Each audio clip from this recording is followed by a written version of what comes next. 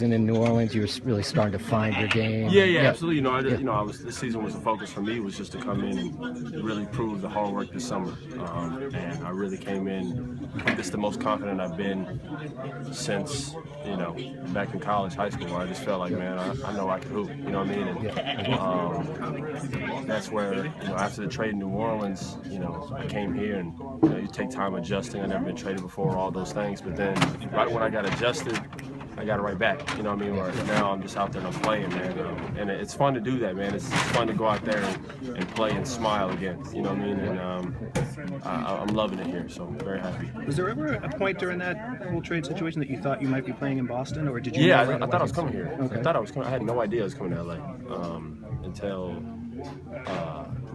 To be honest, I heard rumors first, and I mean, you could look at my old interviews and someone said, "Would you ever play for your dad?" I was like, "Probably not." You know what I mean? I just didn't think it would happen, and then it got to a point where the trade went through. I was really excited to come to Boston. I was like, man, that's a great fit.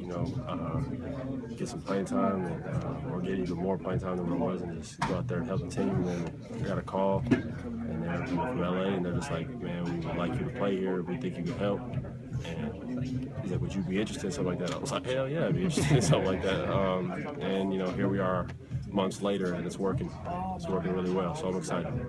Hey, Justin, I don't know, did you hire an agent? Huh? Have you hired an agent? Yeah.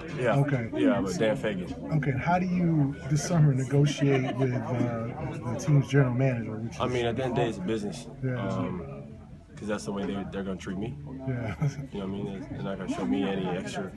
They're not going to give me any advantages. You know what I mean? So why would I do the same? You know what I mean? And it comes down to they're going to do what's best for the Clippers. I'm going to do what's best for me. Would it be awkward at all for you? Not at all, because this is my life. Yeah. And I've worked so hard to get here, just like they've worked hard to get in their positions. Yeah. And that's that. I'm not taking anything personal. I was brought here to help them win and help them become better and be a good player and teammate, etc. And they're brought there to make the best deals for the organization. You know what I mean? So it's like, and you know what? I try to stay out of it. I'm gonna let my agent do all that. I'm not gonna be in any of the mix. I'm not gonna be calling anybody like, hey man, I think I should get. I'm staying out of that because it is a different situation. It is what it is. But I'm not gonna be involved in that. During the trade, you didn't have an agent, did you? No, I did. I just got one. You just got one. A new one, Dan Fagan. How was that process of removing an agent? It was tough because I'd never done nothing like that before. And my previous agent was David Fox, who is, he's one of the OGs. And it was so tough for me. We're still friends, actually. A lot of times that's really bitter. But I just felt like I needed to change. I needed everything to change. I needed a fresh start with everything. And that's why I kind of did that. It had nothing to do with him as an agent. He's one of the best agents ever. It just had to do with me, just like, man, I need to clean everything, start from scratch. And I did, and it's worked out really well for me. Austin, what's working for you on that second unit? I think right now it's just freedom. You're just free out there. You just play, and you play hard.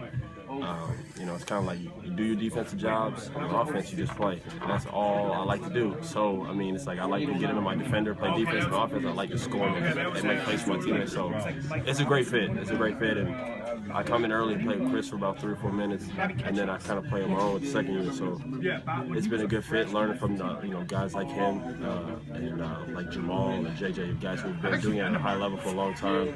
So will help me do that now. So it's been fun. Yeah, how valuable is that experience playing with a guy like Chris Paul? I mean, he's one of the best point guards to ever play. So, I mean, anytime a guy like that, he doesn't even have to say anything. He shows you by example. His pregame routines, he doesn't change.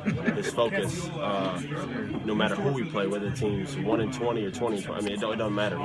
Chris stays the same way. And then I noticed that all the great players hit Blake stay the same way. And that's one thing, once I got here, I was like, man, I got to have the same routine. So now I got my routine. Now I watch film when I didn't used to watch film. Watch film on the plane.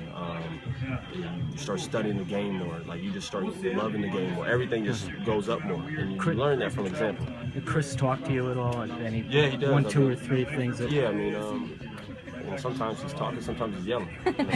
That's what veteran players do. The other day was New York. The first minute and a half, I came out lackadaisical. The motherfucker grabbed me. It was like, you look so lackadaisical out there. Listen, we a playoff team. We don't play like that. And he got into me. And I was like, and then right after that, I just went off. And I started playing hard. I started getting. That's like.